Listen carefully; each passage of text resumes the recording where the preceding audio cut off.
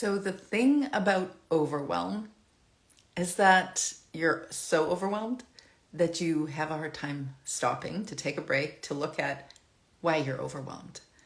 In fact, I think that word overwhelm is kind of nebulous because we assume that it should look or feel like something in particular and it should be stimulated by certain things, except that it can be all sorts of things. And since it could be all sorts of things, we need to actually get clear on what is the thing that we're dealing with. And if you've been following me for the last couple of weeks, I've had Instagram live chats on Wednesday afternoons that are about assessing our overwhelm. So if you don't want to be overwhelmed, you don't have to be, but you'll have to put some work into it. And I know you've got a lot of work already. I am fully versed in your very rich, though very full, very demanding, high energy, loud energy sometimes life. And it is a lovely life filled with many memories, but man, can it be overwhelming. So I've got an assessment for you that you can find in the link in my bio, but it has 19 different questions for you for your journal. And that would be an overwhelming number of questions to ask you in one day and certainly in one live. And I'm not going to overwhelm you right now, but I am going to give you 4 questions to consider in your journals. So in the last 2 lives, in the last 2 weeks, I've discussed the other questions and you can find those as well, or you can just download this assessment and use 1 question a day in your journal so you can get clear on what's overwhelming. Okay, so here's the questions. The last questions for today. What would your life look like, say in 6 months, if you didn't feel overwhelmed?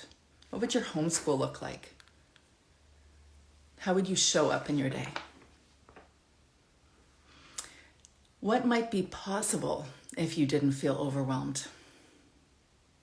That question can be answered very uniquely to you, whatever is valuable to you. Maybe there's somebody you want to invest more time in, specific relationship, or maybe there is some activity that you want to invest time in. Maybe you just want to be more eyeball to eyeball with your kids.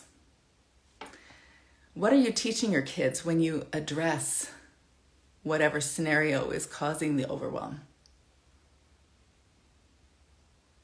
Question that really helps us feel compelled to address that overwhelm, because though I don't think there's ever going to come a time when a parent is able to do everything the way they should do it, whoever decides the should, we are not going to always hit the mark. We're not always going to meet our kids' needs. Turns out we're human. We're not gods, so we can't meet our kids' needs all the time. We can't always hit the mark perfectly, but we can be honest about what's really going on and then work toward figuring it out.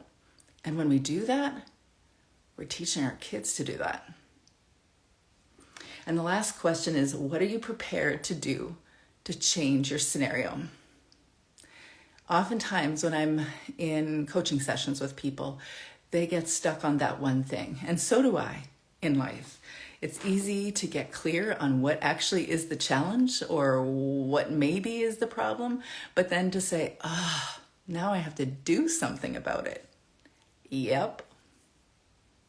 But when we do something about it, we actually show up in our lives more clearly, more intentionally, usually more authentically. So those are 4 questions to consider in your journals. Maybe 1 question a day. Maybe you're just going to consider it as you're listening to this. If you want to download the assessments, you can get even clearer at what's going on. You can find that in the link in my bio. And if you want to chat, you can DM me too. Have a great day.